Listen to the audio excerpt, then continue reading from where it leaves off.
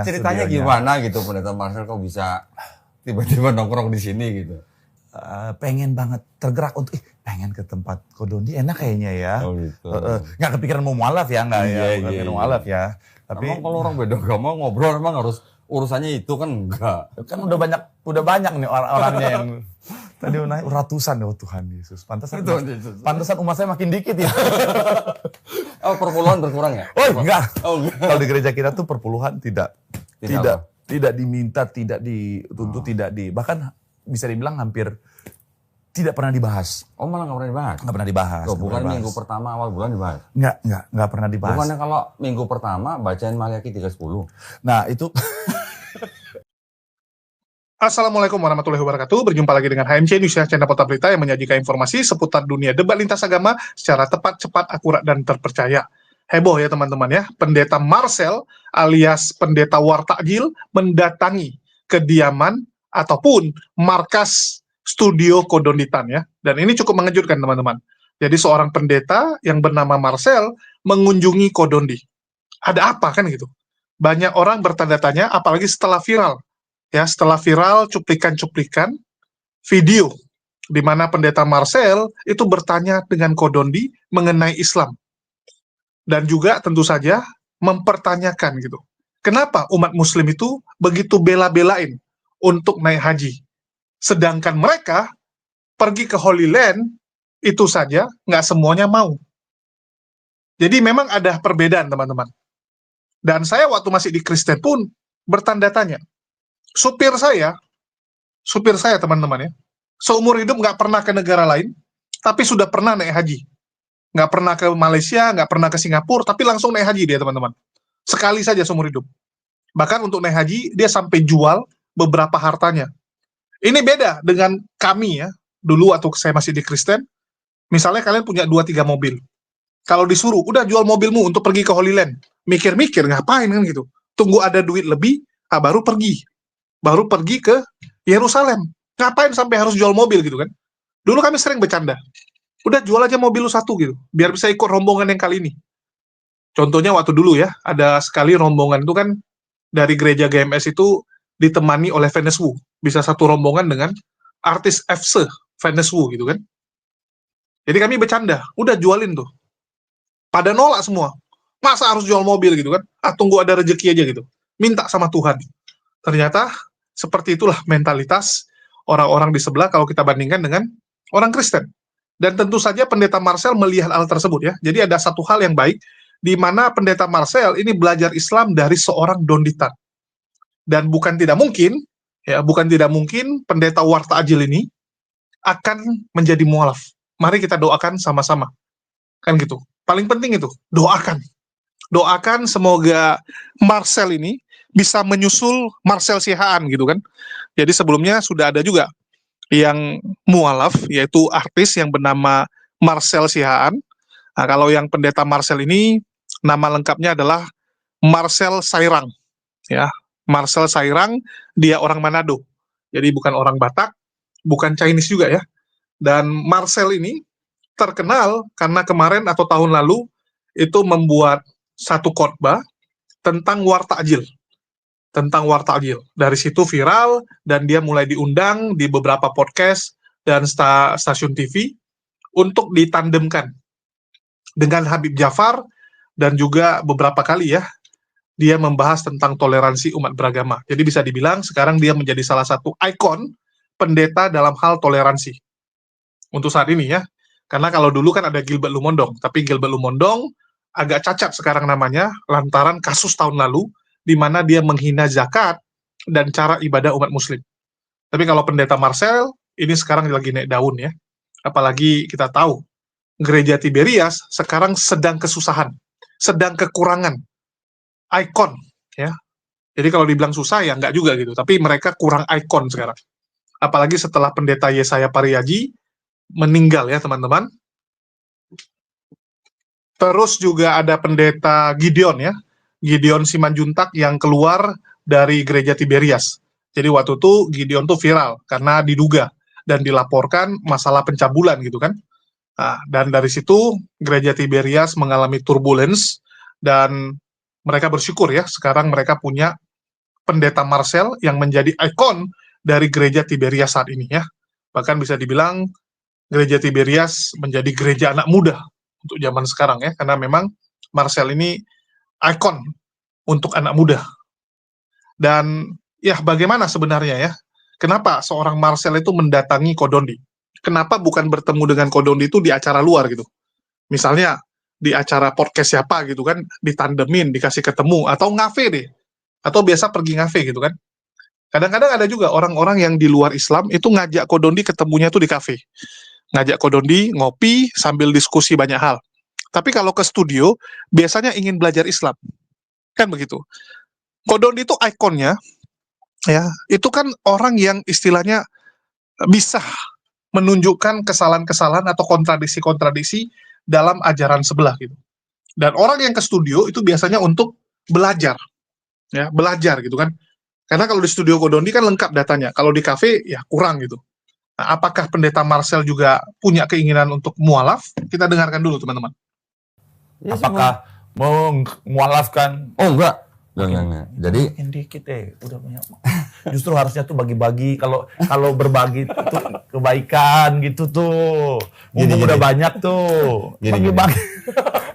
Supaya kalau di dalam Islam, Heeh. orang Islam tahu bahwa yang namanya hidayah itu bukan dari ustadz, bukan dari kiai, bukan dari siapa-siapa, kecuali dari Allah SWT. Iya. Ya, hidayah ya. Kita juga orang Islam tahu bahwa hidayah yang bisa membolak-balikan hati manusia cuma Allah. Nabi pun, kita tahu Nabi aja nggak bisa bikin pamannya masuk Islam. Apalagi kita bukan Nabi gitu. Iya. Sholatnya kadang-kadang mesti telat gitu. Iya. Mau kan banyak yang kesini. Jadi gue nggak bisa bagi karena hidayahnya dari sono gitu. Kali aja dia nontonin ya. Ayo ikut asik. Aduh. Jadi apa? Target ke depan? Target kita cuman apa ya? Kita cuman menjalani hidup ini sesuai dengan perintah Allah dan menjauhi larangannya. Itu aja. Misi kita cuman begitu. Jadi kalau ditanya cita-cita orang Islam itu apa? Cita-cita orang Islam itu nggak tinggi-tinggi. Husnul khotimah. Oke.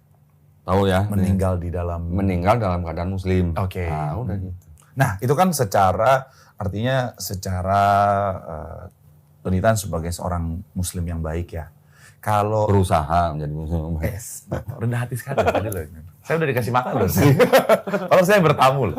Nah, kalau dari seorang pribadi Donitan sendiri gitu misalnya. Keinginan apa yang belum pernah tercapai? Yang belum tercapai. Setiap orang kan punya keinginannya. Terlepas dari sebagai seorang pendakwah, sebagai seorang tokoh agama lah bisa kita bilang ya. Secara pribadi. Belum naik haji? Oh, belum. Belum. Daftar udah. Tapi daftarnya baru 2018. Oh, itu susah ya? Enggak susah. Cuma nunggu 20 tahun. Wah, ke Holy Land aja yuk. Jadi memang video lengkapnya belum di launching ya teman-teman ya, nanti kita tunggu aja. Tetapi saya kemarin sudah ngobrol juga sama Kodondi, bahkan saya sudah nanya sama editornya ya. Kalau sama Kodondi kan kadang-kadang masih banyak yang disembunyiin. Jadi kita cari-cari informasi dari editornya. Jadi Pendeta Marcel itu memang penasaran dengan koleksi Bible yang dimiliki oleh Kodondi. Karena banyak orang-orang yang komen di tempat dia ya untuk belajar dari Kodondi. Dan kita tahu Pendeta Marcel ini secara pengetahuan teologi, mohon maaf harus saya katakan kurang ya. Karena dia sebelumnya tuh boy band, teman-teman. Dia boy band ya, dan dia kemampuan public speaking-nya bagus sehingga waktu itu ditawari untuk menjadi pendeta muda di Tiberias dan sekarang menjadi pendeta senior gitu karena kemampuannya yang terus meningkat gitu. Tapi kalau secara keilmuan teologi ya kalian nggak bisa bandingkan dia dengan Budi Asali, Mel Atok, ya, Deki Ngadas dan sebagainya yang notabene memang akademisi Kristen. Jadi memang di Kristen itu ada beberapa jenis pendeta. Contohnya Gilbert Lumondong ya, secara kemampuan pemahaman teologi dia biasa, tapi public speaking-nya, bagaimana membangun image-nya, nah, dia bagus. Itulah kenapa dia bisa terkenal. Karena memang kadang-kadang teman-teman, yang terkenal itu biasanya yang public speaking-nya bagus, jago membentuk image, ya, jago membangun jaringannya. Bukan yang pintar akademi. Karena kadang-kadang orang yang pintar akademi ini terlalu monoton dan terlalu membosankan dalam menjelaskan. Betul nggak? Contoh, kita lebih suka motivator daripada profesor yang ngomong gitu. Kalau profesor yang ngomong kan kadang-kadang ngantuk kita. Nah, jadi bedanya di situ. Di gereja juga sama. Ada pendeta-pendeta tertentu, dia memang secara pemahaman teologi biasa saja, tapi dia jago memotivasi orang. Jago berkhotbah. Kalau dia khotbah lucu. Kalau dia khotbah tuh kena ke orang cerita-ceritanya. Sehingga orang suka. Kan gitu. Kalau orang-orang Kristen bilangnya, dia nggak fokus dengan makanan keras gitu. Karena kalau pendeta yang fokus dengan makanan keras, takutnya tidak disukai oleh jemaat. Banyak yang seperti itu, teman-teman. Dan orang karismatik biasanya memang mereka tuh lebih mengedepankan kemampuan dalam berbicara, kemampuan dalam merangkul orang-orang, ya, supaya jemaatnya tambah rame. Mereka kurang fokus dengan yang namanya teologi. Jadi teman-teman bisa nilai sendiri kalau Marcel ini pemahaman teologinya kurang, dan dia sekarang ingin belajar dari Kodondi. Dan sekali lagi, besar harapan kita, dengan Kodondi membuktikan kontradiksi demi kontradiksi yang ada di ajarannya, itu membuka mata dan juga wawasan dari pendeta Marcel. Dan tentu saja, hidayah itu dari Allah. Kita nggak bisa paksakan. Tapi nggak ada salahnya ya, kita sebagai umat muslim mendoakan. Apalagi kita tahu pendeta Marcel ini atau pendeta Wartakjil ini, secara reputasi bagus teman-teman. Belum ada kecacatan, belum ada kita dengar dia aneh-aneh kan gitu. Nah, jadi mari kita dukung dia teman-teman. Dan juga sekali lagi, ya teman-teman bisa lihat kalau orang itu pengen belajar tuh seperti apa.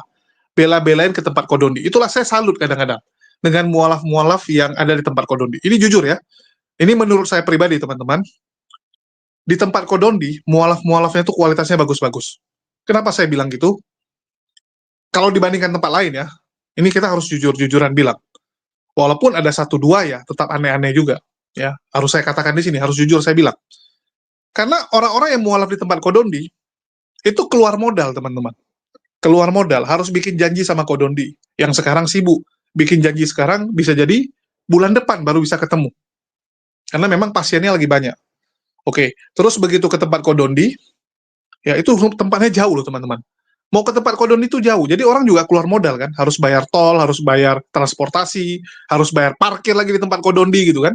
Dan begitu sampai tempat Kodondi juga, nggak semua orang kan langsung mau syahadat.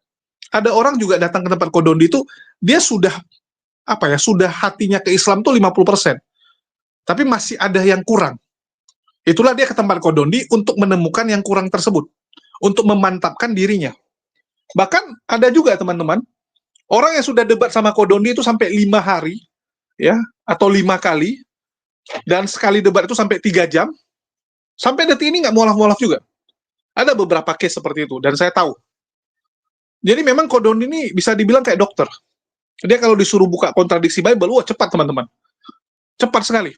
Dan dia kuat ngomong cukup lama. Ya. Dan memang beda style dengan apologet yang ada di medsos ya. Misalnya contoh kayak Kores, Uniriva, Bang Zuma yang memang fokusnya itu debat. Kalau Kodondi itu dia lebih sistematis menjelaskan satu-satu. Itulah dia nggak suka debat di TikTok gitu kan. Karena kalau debat di TikTok baru ngomong sama si A-nya kabur, ngomong sama si B, ulang lagi. Kodondi itu mau jelasin karena dia panjang, penjelasan dia cukup panjang. Dan kalau kalian ajak bahas tentang Bible punya kontradiksi ya dia bisa sodorkan. Kelebihan dia bisa sodorkan dan datanya lengkap. Ya, bisa dibilang dia salah satu pemilik koleksi Bible untuk pribadi ya, bukan organisasi, itu terlengkap di Indonesia, teman-teman. Setiap tahun ada aja yang dia beli ya. Setiap tahun ada aja tambahan yang dia beli. Misalnya dia temukan di mana gitu kan. Jadi memang Kodondi ini hobinya di situ. Dia lebih fokus di akademisi, bukan pergerakan ya. Jadi memang setiap orang tuh punya style beda-beda. Kalau Bang Zuma tuh orator, Kodondi akademisi. Ada juga yang fokusnya di lapangan. Contohnya teman-teman di Arimatea gitu kan, kayak Ustadz Iwan, ya. Terus Ustadz Ipung gitu. Nah, itu orang-orang yang di lapangan. Kalau saya, nah ini yang lagi menemukan atau mencari jati diri ya. Banyak orang nanya ke saya, kalau Kojulnya gimana gitu. Nah, kalau saya entah kenapa campur aduk gitu. Debat di medsos oke sebenarnya, walaupun sekarang saya hindari karena memang kasus hukum saya belum selesai, jadi saya agak kurang-kurangi juga kalau disuruh debat dan agak bosan juga sebenarnya. Terus yang kedua, kalau disuruh pergerakan di lapangan saya oke. Kalian suruh kemanapun saya pergi, termasuk nanti kita mau ke Malang ya. Minggu depan kita ada rencana ke Malang dan kita akan melihat daerah-daerah yang rawan pemurtatan. Nah, terus juga kalau ditanya akademisi, ya saya mau aja gitu sebenarnya. Dan kita sedang menyiapkan akademisi yang seperti Kodondi juga gitu, kajian-kajian dan juga buka-bukaan data. Tapi kita mungkin kolaps dengan si Kores ya, karena Kores yang spesialis di bank ya. Jadi sekali lagi bagi Pendeta Marcel ya kita harapkan bukan kali ini aja dia belajar ya, walaupun ujung-ujungnya dia belum mualaf ya, saya kasih clue aja gitu. Kita spoiler, Marcel belum mualaf karena mungkin banyak pertimbangan kalau pendeta itu mualaf. Apalagi seperti seorang Marcel ini. Pendeta Marcel ini lagi naik daun, teman-teman. Kalau dia mualaf sekarang kan otomatis semua yang dia bangun ini hilang. Betul nggak? Pelayanan yang dia bangun ini kan hilang. Betul nggak? Dulu dia boy band. Setelah nggak musim boy band jadi pendeta. Masa dia tinggalkan lagi pendetanya? Yang sekarang dia sedang menikmati masa-masa kejayaan dia. Terus, kalau disempat dia mualaf, itu akan jadi pukulan yang sangat keras untuk kekristenan. Tentu saja akan banyak orang yang marah dan menentang hal tersebut. Apalagi dia lagi jadi ikonnya. Jadi lagi ikon, lagi dipuja-puja sebagai ikon anak muda kekristenan. Kalau dia mualaf, apa kata dunia gitu kan? Gawat. Dan akan banyak orang juga yang menawarkan dia untuk, ya jangan mualaf gitu. Berapapun dia minta, pasti akan dikasih. Ya, mungkin, sekali lagi ini salah satu trik dia juga kan. Kalau dia ke tempat Kodondi, otomatis akan ada donatur-donatur atau orang kaya yang bilang sama dia, kok ngapain ke tempat Kodondi? Mau mualaf kau ya? Pasti kan ada yang nanya gitu kan. Pasti ada yang penasaran. Donatur-donatur besar dia. Yang nanya, jangan mualaf lah. Nah, mungkin ada juga yang mungkin akan memberikan sesuatu ke dia, kasih mobil, kasih rumah, yang penting kau jangan mualaf gitu ya. Walaupun dia bilang, saya nggak ada mau mualaf. Tapi kan ada orang kan kayak, yang benar loh. Yang benar gitu. Akan ada donatur yang ragu-ragu. Nggak yakin bahwa dia istilahnya nggak tergerak untuk mualaf gitu. Jadi supaya dia tetap dijaga di Kristen, akan ada tuh donatur-donatur besar yang mungkin nawari, inilah rumah, ini mobil untuk hadiah kasih kamu gitu kan. Nah, jadi untuk Marcel sendiri ya plus juga dia gitu. Ada keuntungan juga dia kalau datang ke tempat Kodondi. Pasti akan ada orang yang memagari-magari dia gitu kan. Donatur-donatur yang kasih pagar supaya dia jangan kepikiran untuk mualaf. Bagus juga sih trik marketingnya. Ya. Tapi kita nggak tahu niat dia apa sebenarnya. Apakah memang niatnya ingin belajar, ataukah memang supaya untuk memanasi donatur-donatur ya, supaya menjaga dia. Ya, supaya Tiberias juga bentengi dia kan, supaya jangan diambil gereja lain gitu. Apalagi sekarang dia lagi naik daun. Nah, jadi banyak kemungkinan. Tapi sekali lagi ya kita doakan dia memang niatnya belajar, dan kita berharap besok-besok dia bisa datang lagi. Ya, jangan sekali, tapi bisa berkali-kali. Apapun yang dia penasaran atau bingung, silakan tanyakan. Silakan tanyakan. Dan saya yakin, ya kalau Kodondi ditanyain tentang Islam, dia akan berusaha menjawab. Kalaupun tidak bisa, Kodondi pasti akan hadirkan orang-orang yang jauh lebih paham, jauh lebih ngerti, jauh lebih bisa menjawab apapun pertanyaan dari Pendeta Marcel ini. Dan sekali lagi kita berharap dia bisa meniru ya seniornya, ya senior dia, para pendeta yang sudah duluan menjadi mualaf, yang sudah duluan menemukan kebenaran. Karena saya yakin orang baik seperti Pendeta Marcel ini sayang sekali kalau nggak mualaf, teman-teman. Betul nggak? Kita tuh kan sering menemukan orang-orang yang kafir tapi baik, orang-orang non-Islam yang baik hati. Rasanya apa tuh? Aduh, sedih sekali ya kalau orang baik seperti ini tidak berkumpul sama kita nanti di jannah. Sering nggak kalian seperti itu? Saya yakin sering ya. Mungkin dengan bos kalian, yang kalian lihat bos kalian ini orangnya baik gitu kan. Tapi sayang, dia nonis. Pasti kita punya kepikiran, seandainya ya kita bisa berjumpa lagi dengan dia nanti di jannah. Alangkah indahnya gitu kan. Alangkah indahnya. Nah, itu harapan dari kita. Untuk itu yuk sama-sama kita doakan teman-teman. Ya, kita doakan. Jadi sekali lagi, bagi teman-teman, marilah ya kita dukung pendeta-pendeta untuk datang ke tempat Kodondi. Kalau yang mau belajar silakan, kalau mau nantang debat juga silakan ya. Karena setahu saya Kodondi itu lagi stres sekarang. Lantaran slot atau kuota untuk debat dia tahun ini itu masih available dan belum debat sama sekali ya. Jadi ada hutang dia. Hutang dari Kodondi untuk debat dengan pendeta di tahun ini yang belum terlaksana. Dan itu membuat dia pusing juga gitu kan. Karena kalau Kodondi ini setiap tahun wajib makan satu pendeta gitu. Kalau nggak makan pendeta tuh kayak ada yang kurang. Ada yang kurang. Kan nggak mungkin debatnya HTD lagi. Aduh, udah bosan gitu. Udah bosan makan HTD. Kalau bisa kan ada pendeta lain. Nah, ini yang diharapkan. Walaupun kemarin Mel Atok kabur ya teman-teman ya. sangat disayangkan Mel Atok kabur gitu. Dan kalian dengar sendiri, dari pendeta Marcel sendiri mengakui bahwa banyak umatnya yang berkurang sekarang. Banyak umatnya yang sekarang jadi mualaf. Dan itu membuat mereka pusing. Bahkan kemarin saya bahas tentang NTT, ini sedang digoreng lagi oleh channel-channel Polikardus ya, yang mengatakan, tidak benar, mana ada di NTT mualaf sama begitu banyak. Loh, yang ngomong Saifuddin, yang disalahin saya. Jadi baru-baru ini, ada beberapa orang komplain ke saya, bahkan ada yang WA juga, ya WA ke saya, ya dari pihak sebelah, komplain gitu, dengan pemberitaan mengenai mualaf-mualaf di NTT. Ya saya langsung bilang, yang ngomong Saifuddin 400 yang mualaf. Dan diiyakan sama Romo Patris. Kok saya pula yang disalahkan gitu kan? Kok saya pula? Dan mengenai berapa persen yang sudah mualaf, yang ngomong juga bukan saya. Betul nggak? Saya cuma bertanya. Dan jujur, saya belum melihat langsung. Saya cuma dikasih data. Dan saya berharap ya, saya bisa ke sana untuk melihat sendiri. Melihat sendiri bagaimana peta dari perbandingan agama di sana, ya, jumlah pemeluk agama di sana, dan sejarah agama di sana. Saya pengen tahu gitu kan.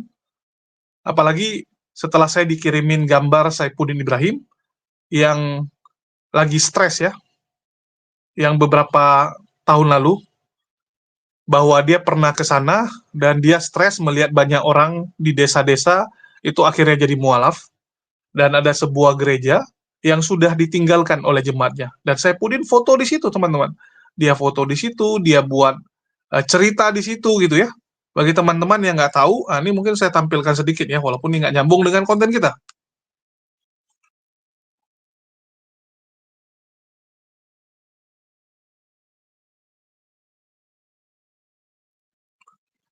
Nah, ini buat Didik Yuli ya. Kalian lihat sendiri nih teman-teman.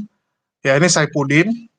Dia di sebuah mimbar gereja nih, ada salibnya, yang sudah ditinggalkan gerejanya, dan ditulis oleh Saifuddin saat itu, khotbah di atas mimbar gereja, yang sudah roboh karena ditinggal oleh jemaat yang pindah jadi mualaf di desa Oekam, Soe, NTT.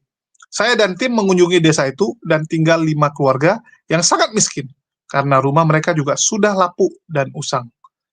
Sedangkan warga yang mualaf dibangunkan rumahnya oleh orang Jakarta, dan setiap rumah ada nama penyumbang di atas pintu. Sangat psikologis sekali, saya miris melihatnya. Apa nih sangat psikologis ya, aneh sekali. Awal tahun depan saya dan tim akan datang lagi setelah saya berhasil mengetuk hati para pembaca semua yang tergerak memberkati. Silakan messenger ke saya. Hanya Yesus pengharapan mereka. Indonesia, udah ya. Jadi ini yang diposting oleh Saifuddin, dan dia sendiri mengakui bahwa banyak yang mualaf. Jadi bukan kita yang ngomong, sekali lagi ya. Kalau kita yang ngomong, mungkin teman-teman Kristen bisa komplain. Tapi yang ngomong Saifuddin kok. Dan kalian lihat sendiri, itu mimbar gereja. Jadi memang sudah mulai ditinggalkan. Begitu juga kita dapat data di daerah-daerah lain ya, yang sebelumnya itu kantong Kristen, tapi sekarang terjadi tsunami mualaf ya di daerah-daerah tersebut. Begitu juga dengan orang Manado nih, sukunya Pendeta Marcel. Setahu saya sudah banyak sekali ya orang Manado itu yang akhirnya memeluk Islam. Ya, banyak, baik itu dari kalangan selebritis maupun orang-orang biasa ya, dan juga ya tentu saja banyak juga pendeta-pendeta teman-teman. Pendeta Batak juga ada, ya pendeta Papua, pendeta dari Manado gitu kan. Nah, contoh kita bilang inilah, Selin Evangelista. Ya, itu kan dari Manado juga gitu kan, orang Manado gitu. Nah, jadi kita berharap bahwa pendeta Marcel ini bisa mengikutilah jejak orang-orang seniornya yang terbuka untuk belajar Islam. Apalagi kan dia selama ini kan dekat juga dengan Habib Jafar ya. Seharusnya dia lihat sendiri kelakuan Habib Jafar. Dia tahu, dia pasti ada tanya-tanya juga tentang Islam gitu kan. Nah, mungkin belajar Islam dia bisa sama Habib Jafar, tapi belajar kesalahan dari Bible, kontradiksi Bible, bisa dari Kodondi gitu. Dan saya yakin ya Kodondi juga akan dengan senang hati menjelaskan nih, apa-apa sih kesalahan yang dia temukan di dalam ajaran sebelah gitu kan. Dan seorang pendeta Marcel kan nggak mungkin bodoh dengan menerima begitu saja. Pasti apa yang dikatakan Kodondi, dia riset juga, dia cari tahu juga, benar nggak yang dibilang sama Dondi ini? Atau Kodondi ini cuma asal ngomong? Pasti dia kan cari tahu. Dia cari tahu, dia pelajari, ya dia tanya sama pendeta-pendeta lain gitu kan. Kalau ternyata data Kodondi yang benar, apalagi yang harus ditunggu? Betul nggak? Kalau cuman melihat dunia, mau sampai kapan? Dan saya yakin pendeta Marcel ini juga sudah ngutip lah ya, sudah istilahnya banyak lah yang dia simpan gitu.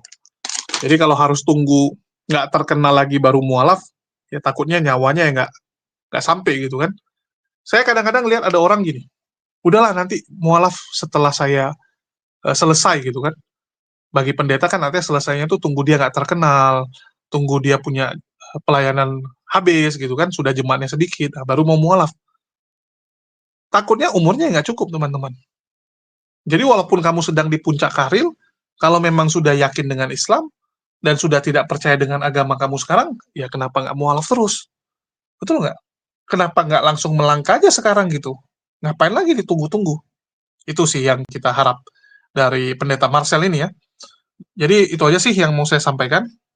Dan sebagai penutup mungkin saya tampilkan juga ya pendapat dari Uniriva, ya teman kita mengenai pendeta Marcel ini.